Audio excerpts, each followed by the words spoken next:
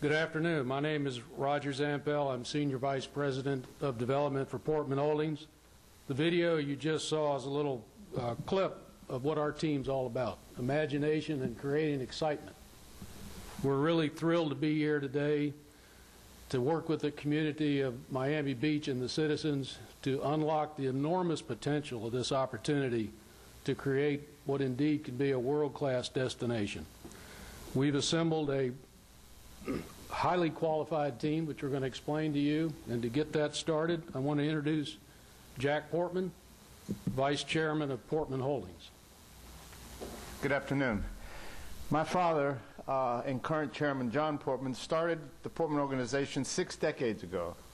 Today, we're based in Atlanta. We have offices in Shanghai, Bombay, and Seoul. We focus on mixed-use developments.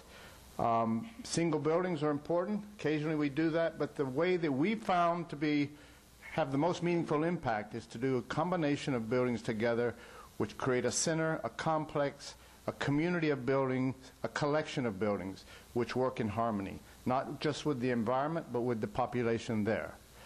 And with that, what I'd like to do is show you some comparative projects that we've done scale-wise so you can understand how we are capable of doing a project of this size. The 52-acre site plan you see here is quite familiar to you. Embarcadero Center is a complex of 7 city blocks in San Francisco, which we were the managing developer and the architect for. A total of over 4 million square feet, consists of office, shopping, and entertainment. 2 hotels. Second is Peachtree Center. This is our home office. This is where we began. We've built about 20 million square feet here, consisting of trade marts, 3 hotels, office, shopping, entertainment, retail. And it's an ongoing project. In Shanghai, we've been in China for 30 years. We were the first foreigner to build in China. The Shanghai city government hired Portman to help them figure out what to do with their World Expo 2010 site. It was a tremendous success for them, but afterwards they didn't know what to do. They asked us to help them develop a development scheme to get our idea of the vision of what it ought to be. And from that we developed a scheme which includes shopping. It already has an existing convention center. It already has an existing exhibit hall. We placed 4 hotels in between the exhibit hall and convention center to give Shanghai a world-class meeting exhibition facility. Lastly, Marina Square in Singapore, a development that Portman did with the Singapore developer Singapore Land. It's about 2.5 million square feet. It's 3 hotels and 1 million square feet of shopping combined with other community services. So all of these projects in gross area are equal or above what will be built here. Some cases the land area is not the same, but the project dimensions are the same. Each of these projects consists of challenges with regard to design, with regard to implementation with local authorities, with regard to financing, partners, operations, and as the developer, Portman's involved in every stage of seeing that that happens and happens in a successful way. I think when we came here to learn of this opportunity, obviously we need a local partner. We talked to several people, we investigated, we did some research, and it came obvious to us that the right partner for us, the best combination for us, and a decision which we're very happy with, is Ugo Colombo of CMC. And Ugo will introduce the rest of the team. Thank you very much. Hello, my name is Ugo Colombo. I'm proud to announce that my company has teamed up with Portman Holdings, the Whitman family, Cirque du Soleil, for the development of this very exciting project. I look forward to turning this district in a vibrant neighborhood for Miami Beach, its residents and visitors, along with what I'm sure will be one of the most successful convention centers and hotels in the United States. During the last 25 years, I've developed several projects locally. Actually, one of the first projects was the renovation of 3 historic hotels on Ocean Drive, and the last one was Epic Hotel and Residence, which is a 400-room hotel with 300 and some apartments, and home also to Zuma, which I'm sure most of you know about. I've been living here for the past few years in Miami Beach. I'm a local resident. I actually spent 3 years renovating surgically the Carl Fisher house, which was the founder of Miami Beach. where I currently live with my wife. My wife owns and operates a store on Lincoln Road, and I'm also a Art Basel fan. That's my occasion to see all my European friends, which all happen to be here during this exciting period in December in Miami, which is, you know, the most successful event that I've seen since I live here. I'm now pleased to announce another team of our member, Matthew Lazenby.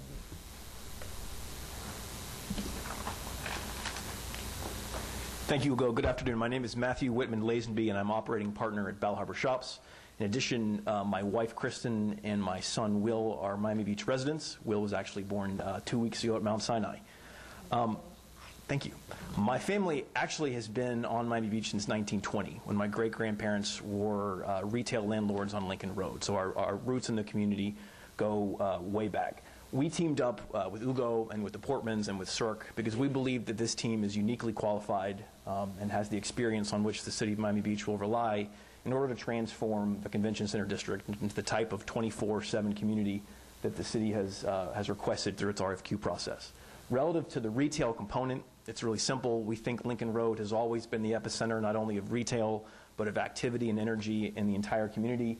We intend simply to expand upon that. The retail offerings that we'll present will simply be complementary to the retail on Lincoln Road, and they won't compete with it. It will simply enhance it. I'd now like to introduce to you Mr. Martin Boudoir of Cirque du Soleil. Hi, my name is Martin Boudoir. I'm the Director of Business Development for Cirque du Soleil, and I will explain to you a little bit later why Cirque is so proud to be here today. Thank you, Martin.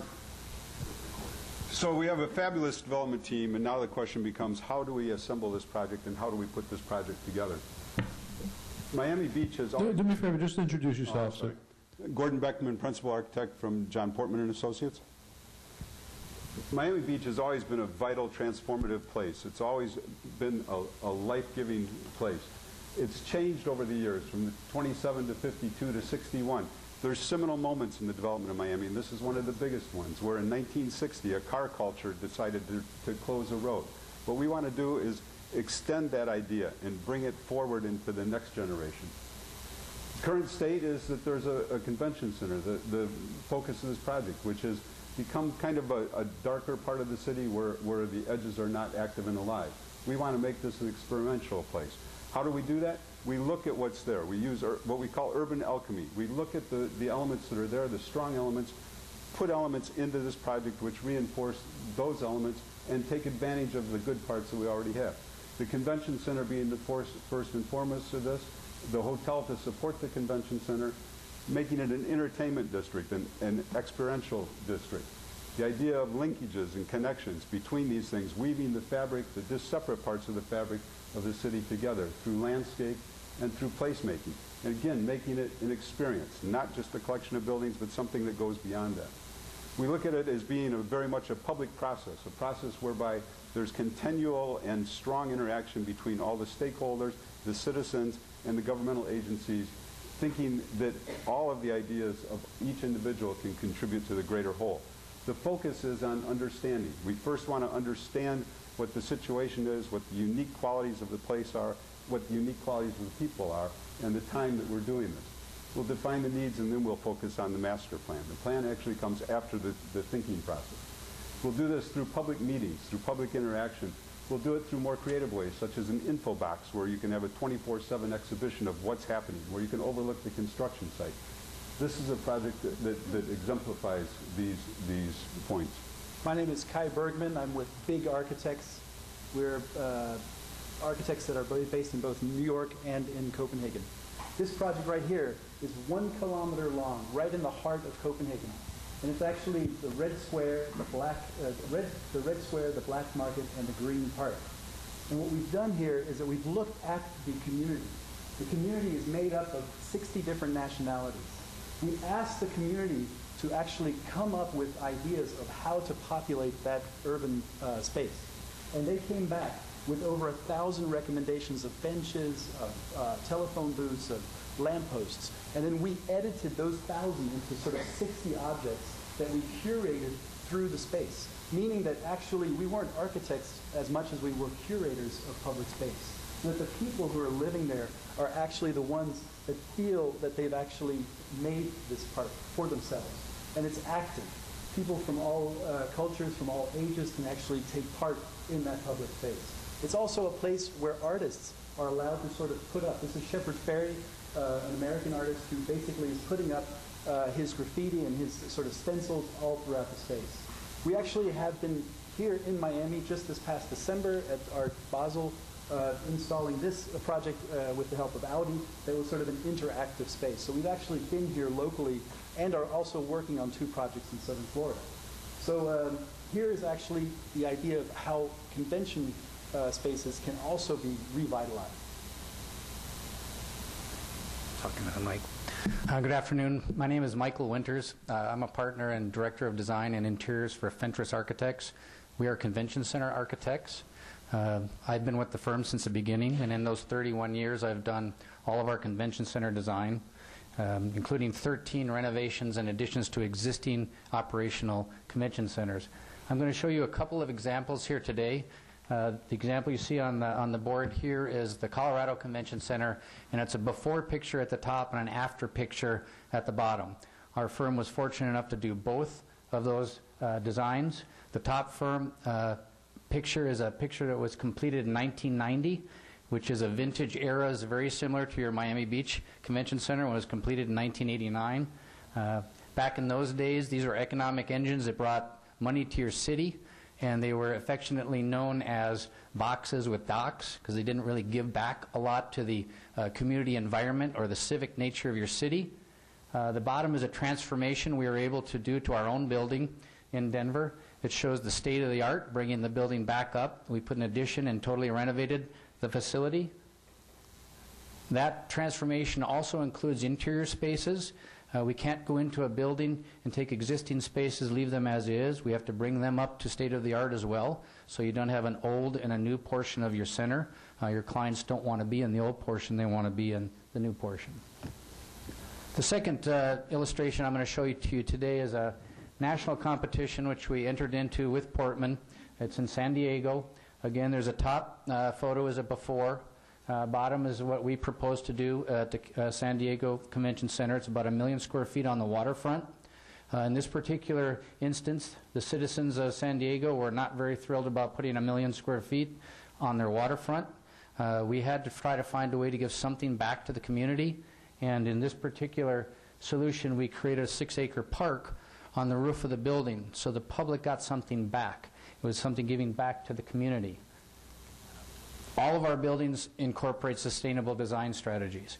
This particular project incorporates 14 different strategies. There's an existing parking garage on site that pumps out 400,000 gallons of brackish water into the bay every day.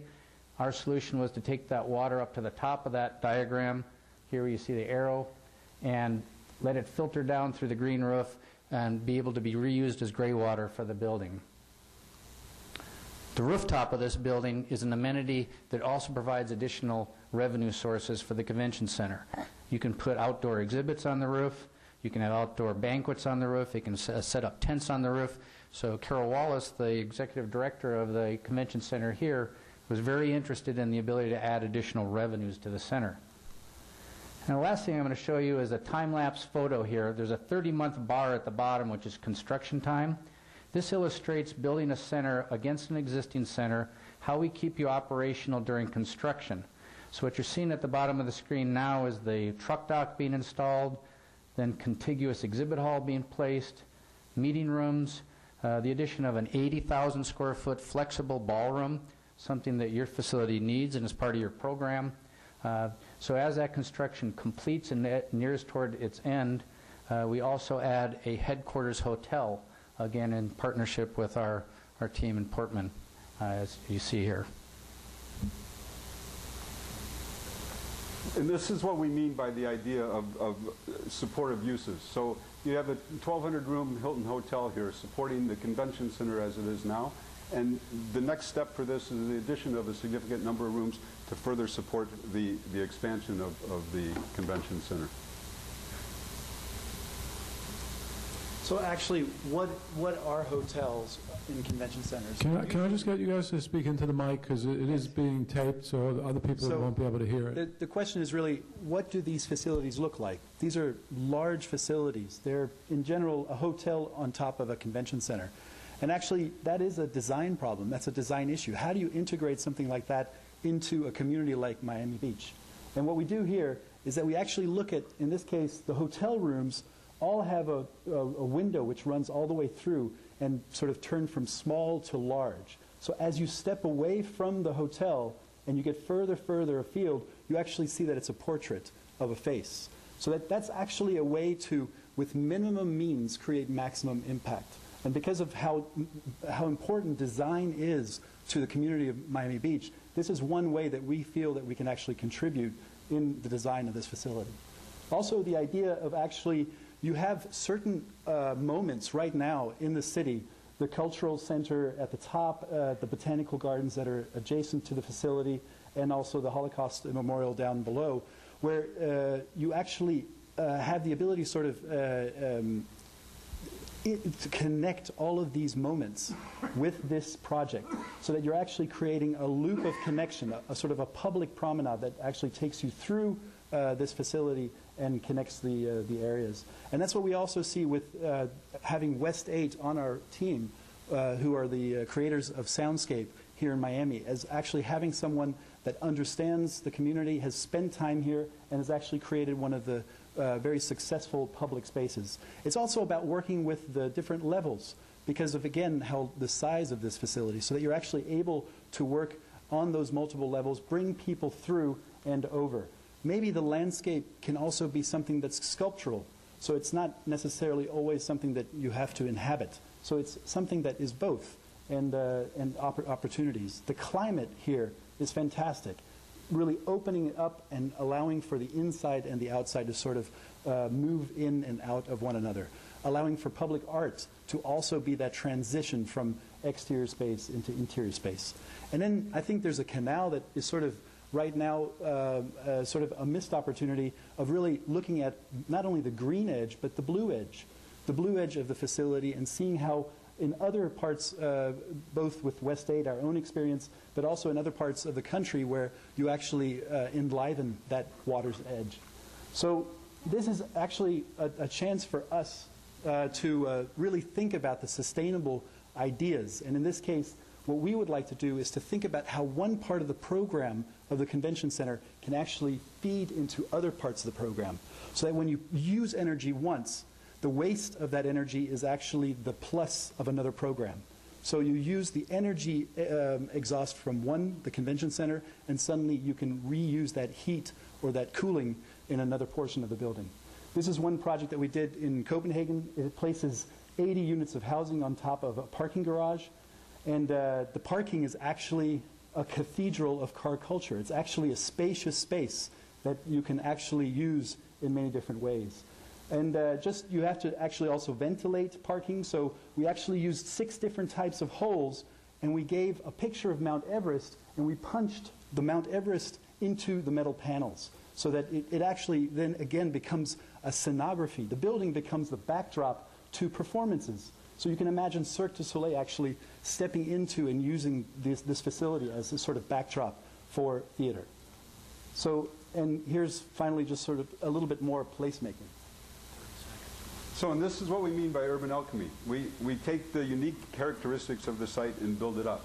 We take, in the case of Shanghai, we take the canyon-like streets and we lift the ground plane up into the sky, so that we have a doubling of the ground plane, a doubling of the public space, an urban garden below and a natural garden up above. You see the idea of creating a multitude of varying spatial types and varying opportunities for gardens. In San Francisco, the Embarcadero, linking the bay to the Beacon Hill, and again on multiple levels. So it's a three-dimensional idea about the city. We're taking the parkway into the building here and allowing for this parkway to move into and inhabit the actual building as a courtyard. And then finally, how do you create that icon of extending the promenade of St. Petersburg into and around, so that you actually create the backdrop to a lot of other things? And here are the financials. Hello, my name is Ambrish Baisiwala from Portman, and I'm going to give you an overview of our thoughts on financing all of the images that these guys have been showing you. And I'll be happy to respond in more detail to specific questions that you may have in the Q&A session. So as you know, we are looking at a number of program elements. Foremost in this is the redevelopment of the Miami Beach Convention Center and the creation of the new convention hotel. But in addition to this, we are also looking at other uses, which include cultural, entertainment, retail, food, and some limited office and residential. And there's a couple of key reasons why we are doing this. You know, one, it enhances the overall appeal of Miami Beach as a destination. And secondly, these provide revenue streams that allow us to support the financing of the overall program. So on the actual financing, you know, our view is that with the exception of the redevelopment of the convention center, all the other uses should be able to be financed completely privately without the need for any subsidy from the city. The redevelopment of the convention center will require upfront support from the city, for which you have certain tools available to you, which my colleague Lisa will talk about in more detail. Just on the privately financed elements, our sense is that in addition to our own equity, we'll be putting together a very small club of investors around a single block of equity, and then bringing in a number of specialized lenders against different elements of the program. In a sense, you know, what I would like to leave you with is that we feel good about the program. We are confident this can be financed. We've done this before. This group collectively has raised in excess of $11 billion in equity and debt for projects, including projects like this. The last one that we did, which was a very similar program in a way, was the Hilton Hotel in San Diego, which was a $348 million program, which we financed completely privately with minimal support from the city. So with that, Lisa. Thank you. My name is Lisa Sexton. I'm a Senior Vice President with Piper Jaffray, and we are the public finance partner on the team. Piper is a 117-year-old investment bank, and municipal finance is a very important component of our business, making up 25% of our firm's revenues. We're also the only investment bank with a municipal finance hospitality group. We focus solely on hotel and hotel tax credits, having completed over $3.5 billion of hotel and hotel tax-related debt in the last 10 years. What our group will do is bring that experience with the team and with the city, and there'll be a collaborative effort to put together the financing structure for the convention center. We believe the city does have the tools that it will need to complete that financing, including existing tools such as the resort tax, the city center redevelopment area funds, as well as the county contribution. In addition to that, there'll be new revenues that will be generated by this project: sales taxes, property tax increment, resort taxes, and then on top of that, the potential increase of the resort tax by 1%. We believe there are a number of ways in which the transaction can be structured, and we're very excited about the opportunity to work with all of you to do that.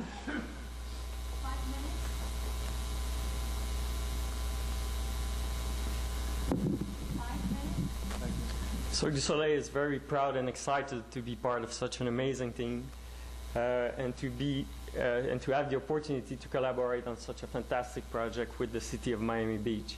When we first learned about the project, we decided at Cirque to not get involved with anything before knowing who would be the final winning team of the process. But when Hugo Colombo approached us and explained us who was part of the team, and when we realized the talent and the expertise that was around the table, it became clear to us that for us it was the best team to join. Our intent is to create a very dynamic and a very energetic show that will be adapted not only to the specificity of the tourism market in Miami Beach, but also to the resident of Miami Beach. As most of you know, we have been involved for more than 15 years in Las Vegas and in Orlando with our permanent show, which are two of the largest destinations for convention in North America. And we know now for a fact that our brand and our product has a really strong fit with that type of businesses. We believe that our special event team could put together a special programmation that will help animate not only the theater of the project, but the entire project.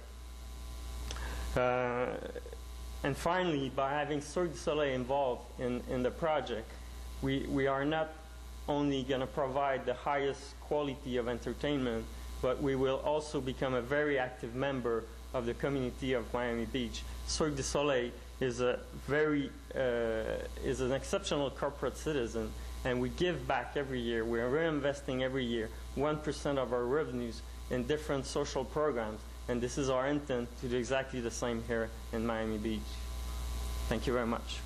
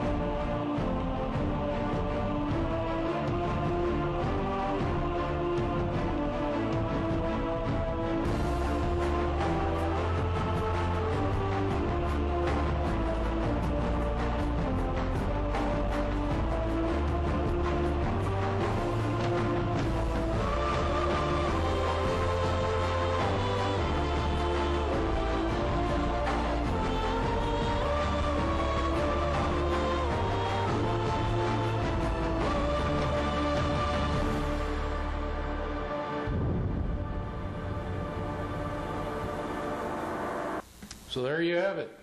We want to make this easy for you. We assembled your dream team. I think you'll see or have seen that we're uniquely qualified, and we want to have the opportunity to work with Miami Beach and help you bring this project to a reality. Thank you. And with that, I know you're speechless, but I'll open it up for